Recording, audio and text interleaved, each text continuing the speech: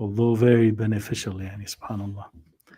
طيب السلام عليكم ورحمة الله. الحمد لله رب العالمين، أشهد أن لا إله إلا الله وحده لا شريك له، وأشهد أن محمدا عبده ورسوله صلى الله عليه وعلى آله وصحبه والتابعين وتابعيهم بإحسان إلى يوم الدين. أما بعد.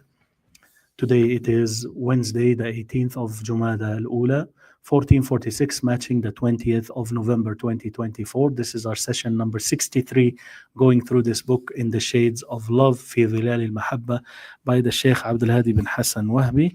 And we are still doing the section where the Sheikh talks about the people whom Allah loves, subhanahu wa ta'ala. The last point was about visiting due to love for the sake of Allah subhanahu wa ta'ala. The next point is number 14 of the people whom Allah loves. عن أبي الدرداء رضي الله عنه. Okay, let me put the book on the screen. Okay. عن أبي الدرداء رضي الله عنه يرفعه. Upon the authority of Abi Darda, may Allah be pleased with him, يرفعه, raising it, meaning raising it to be a statement of the Prophet صلى الله عليه وسلم. قال, that he said عليه الصلاة والسلام, ما من رجلين تحابا في الله بظهر الغيب. There are no two people who love one another in Allah, for the sake of Allah, بظهر الغيب. بظهر الغيب, in absentia, يعني they don't see each other, يعني they are, بظهر الغيب, إلا كان أحبهما إلى الله أشدهما حبا لصاحبه. Except that the most beloved of the two to Allah will be the one who loves his friend more. Right? So two people love each other for the sake of Allah. One of them, he loves his brother, his friend, his companion, his believing friend, more than the other. The one who loves his brother more is more loved by Allah. Right? So here he mentioned this hadith because it has أحبهما إلى الله. Remember, he is telling us about the people whom Allah loves. Allah loves the one who loves his brother for the sake of Allah more than his brother loving him for the sake of Allah. So if you love your brother more for the sake of Allah, Allah loves you more. Number 15, عن عائشة رضي الله عنها, upon the authority of Aisha, may Allah be pleased with her, أن النبي صلى الله عليه وسلم بعث رجلا على سرية, that the Prophet صلى الله عليه وسلم, he sent a man over a battalion or like an expedition, يعني as a head, as a leader for that military expedition. He sent a group, a small army, and he sent him as a leader. على سرية, على يعني on them, meaning as a leader for them. وكان يقرأ لأصحابه في صلاتهم. He used to recite to his companions in their prayer, meaning he used to lead them in the salah, and he used to recite the Quran. فيختم بقل هو الله أحد. So he recites some surah, then he recites قل هو الله أحد. Every rak'ah he does that. He recites Surah Al-Fatiha and whatever surah after. Then قل هو الله أحد الله الصمد. Second rak'ah, the Fatiha, surah قل هو الله أحد الله الصمد. يعني always قل هو الله أحد every rak'ah. فلما رجعوا ذكروا ذلك للنبي صلى الله عليه وسلم. When they went back, they mentioned this to the Prophet صلى الله عليه وسلم. فقال, so he said, سلوه لأي شيء يصنع ذلك. Ask him for what? Why is he doing that? For what thing? لأي شيء. Literally here, for what thing? For what reason he does that? يصنع ذلك. Ask him why he's doing that. فسألوه. So they asked him. فقال. So he said, لأنها صفة الرحمن, because it is the description, it mentions the attributes of the most merciful. وأنا أحب أن أقرأها, and I love to recite it. He loves to recite قل هو الله أحد because it tells about Allah, right? It tells about Allah and His attributes. قل هو الله أحد الله الصمد لم يلد ولم يولد. So he loves that. فقال النبي صلى الله عليه وسلم أخبروه أن الله يحبه. Inform him that Allah loves him. Now the previous hadith, we did not mention the footnote. It's الطبراني بإسناد جيد. I mentioned it before. The Sheikh did not mention it, but I mentioned it when it was the talk about the love for the sake of Allah. This hadith about قل هو الله أحد is Bukhari and Muslim and An-Nasa'i, right? Famous hadith. So قال ابن القيم رحمه الله, Ibn al-Qayyim رحمه الله, he said بشر النبي صلى الله عليه وسلم الرجل الذي كان يحب سورة الإخلاص. Rasulullah صلى الله عليه وسلم gave the good news, the glad tidings to the man who used to love Surah Al-Ikhlas, the chapter of sincerity. Surah Al-Ikhlas is what? Surah قل هو الله أحد. It's called Surah Al-Ikhlas. وقال, and he said أحبها لأنها صفة الرحمن عز وجل. He said he loves Surah Al-Ikhlas, and he said he loves it because it is mentioning the attributes of the most merciful عز وجل. Describes Allah عز وجل. فقال, so he said to him عليه الصلاة والسلام حبك إياها أدخلك الجنة. Your love for it has entered you into paradise. وفي لفظ آخر, and in another wording of the hadith, like we had it here in this hadith that the Shaykh mentioned, أخبروه أن الله يحبه. Tell him that Allah loves him. Another wording, it says, your love for this surah made you enter paradise. You will be from the people of paradise because you love this surah. Ibn al-Qayyim, he said, فَدَلَّ عَلَى أَنَّ مَنْ أَحَبَّ صِفَاتِ اللَّهِ أَحَبَّهُ اللَّهُ وَأَدْخَلَهُ الْجَنَّةِ. This proves that the one who loves the attributes of Allah, Allah loves him, and He will admit him into paradise. أدخله, He will have him enter paradise. He said, وَالْجَهْمِيَّةُ أَشَدُّ النَّاسِ نُفْرَةً وَتَنْفِيرًا عَنْ صِفَاتِهِ وَنُعُوتِ كَمَالِهِ.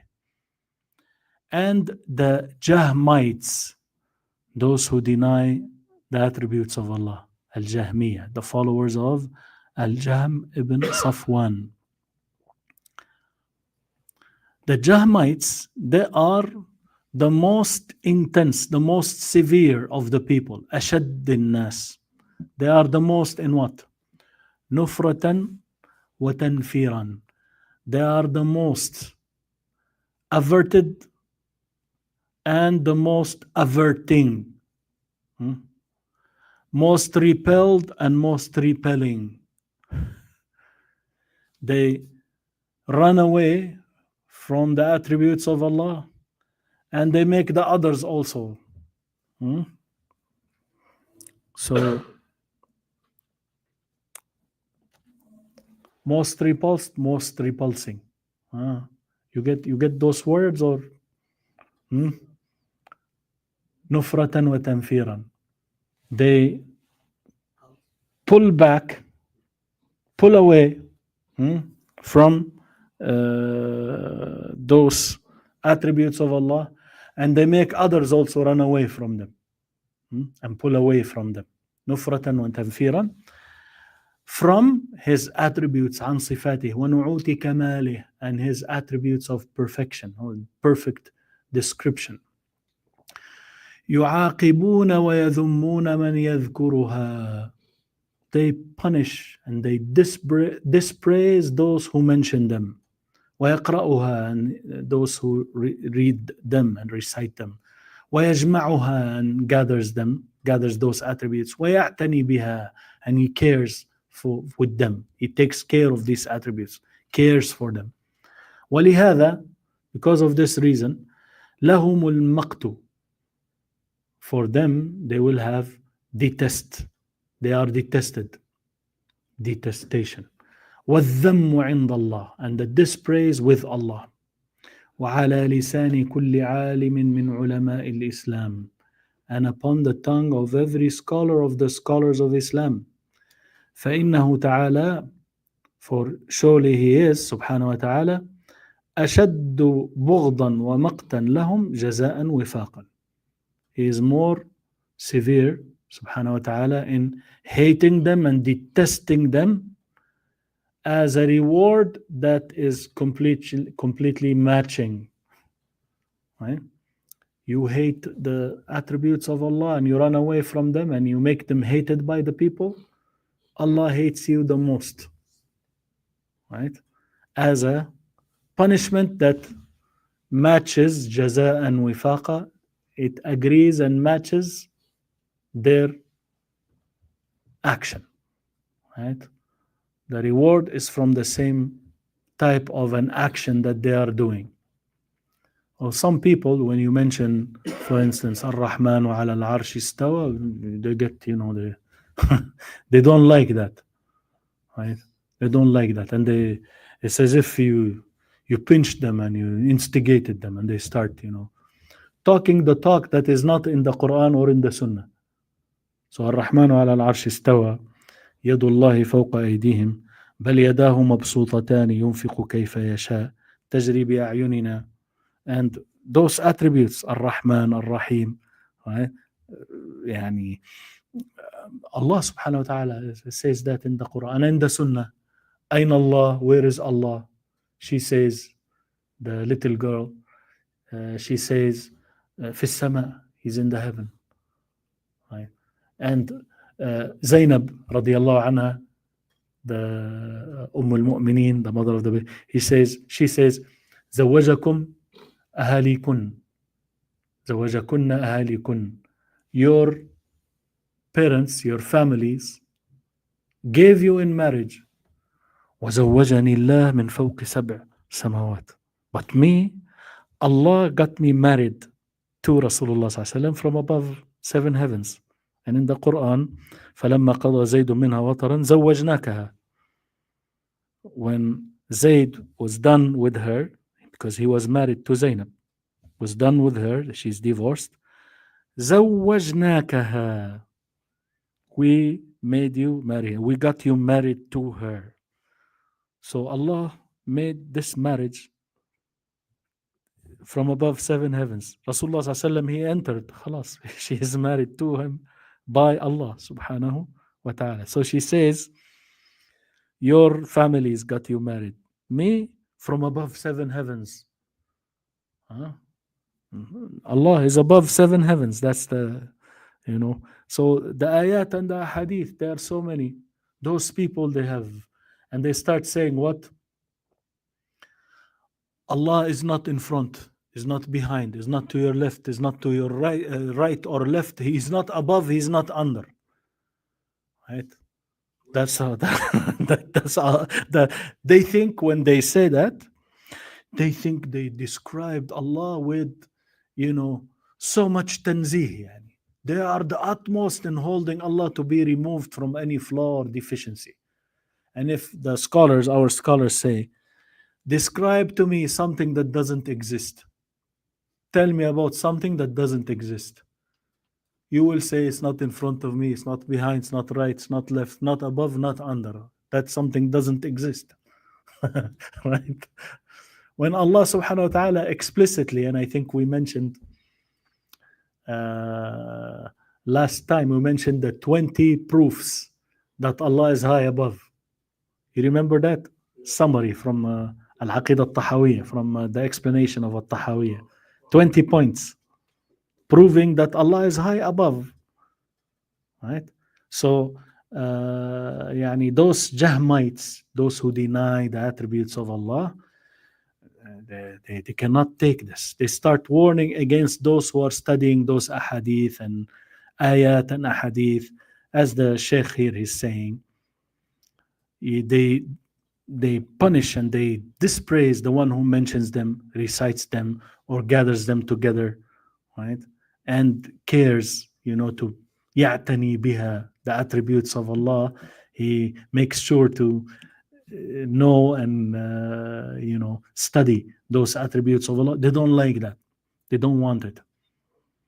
And instead of what is mentioned in the Quran and the Sunnah, they will bring this stuff and they will say, كان الله ولا مكان وهو الآن علي ما عليه كان. Allah was and there was no place, and He is now like He was before He created the place. And it's as if when we say He's above, then we are saying He's in a created place. Who says that? And which place will house Allah? Allah is high above everything, right? So, and who mentioned the place anyways? Who mentioned makan, place? It's not mentioned in the Quran or in the Sunnah. Yeah. So where is that in the Quran or where is that in the Sunnah? It is not there. It's not in the Quran. It's not in the Sunnah. But Ar-Rahmanu ala al-Arsh istawa is in the Quran. But they will use that. Yeah.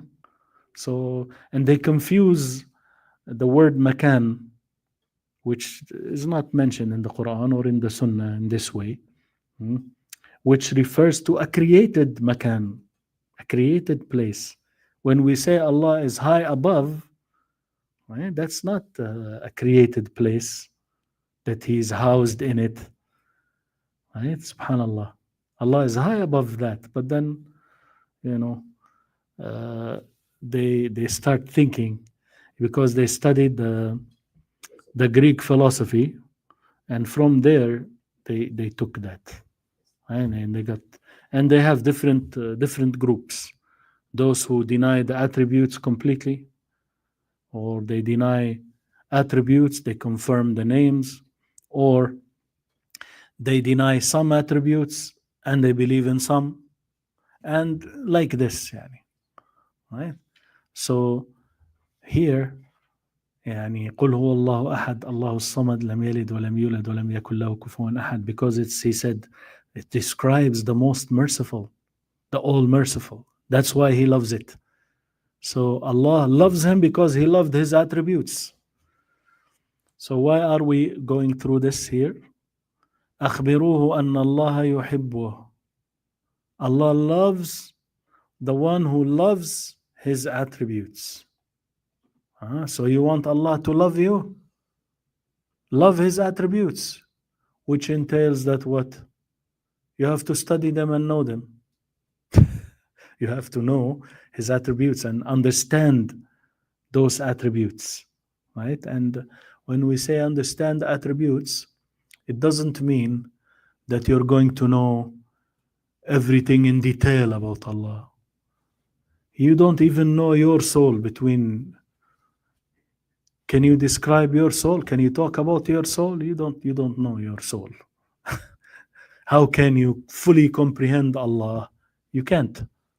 وَلَا يُحِيطُونَ بِهِ عِلْمًا. They don't encompass Him with their knowledge. The human intellect, the human mind is too small to grasp and understand the greatness of Allah subhanahu wa ta'ala. But how do we know Allah and how do we know His attributes? Through what He told us in the Quran and the Sunnah. Beyond that, we say we don't know. More than that, we don't know. Right? And Allah subhanahu wa ta'ala speaks to us in the language that we understand. And we understand the language, and the language we understand that when you attribute something to someone, then that attribute is suitable to the one you are attributing it to. So when we say an attribute of Allah, then definitely it befits His majesty. It's suitable to His majesty. And when we say an attribute of a human, then it's going to be suitable to his weakness and his... So Allah is Rahim, and the human is Rahim. Allah said that. Allah said that. Allah is Sami' and Basir, and the human is Sami' and Basir. This is in the Quran. بغلام يعني رحيم and Halim and سميعا بصيرا, right? As-Sami', Allah is not as-Sami' like the human Sami'. Al-Basir, Allah is Al-Basir. The human is Basir, Allah is not, it's not the same. But we understand that Sami', the one who comprehends the sounds and the voices. Basir, the one who can see the images and right, the pictures, and he can comprehend and sees that, right? Halim is the one who is forbearing. Rahim is the one who has mercy. So Allah's mercy is suitable to His greatness and His majesty, and it's perfect. The human's mercy is suitable to his weakness and whatever the human mercy may entail of weakness or deficiency. Allah is high above that, right? Allah is high above that. And the same for the other attributes of Allah subhanahu wa ta'ala. But the point here is we are studying the people whom Allah loves. Allah loves those who love His attributes, right? So if you are someone who doesn't care, you don't want to know about Allah, and there's something wrong with you, right? And if you want to know about Allah, the best way is to learn that from Allah saying His own attributes, telling you about Himself. Allah tells you about Himself in the Quran. Allah tells us about Himself through His Messenger alayhi salatu wasalam in the Sunnah. So that's what we should be studying, and that's where we should learn these attributes. I will stop here inshallah, and we continue tomorrow inshallah. سبحانك اللهم وبحمدك أشهد أن لا إله إلا أنت أستغفرك وأتوب إليك. بارك الله فيكم. أحسن الله.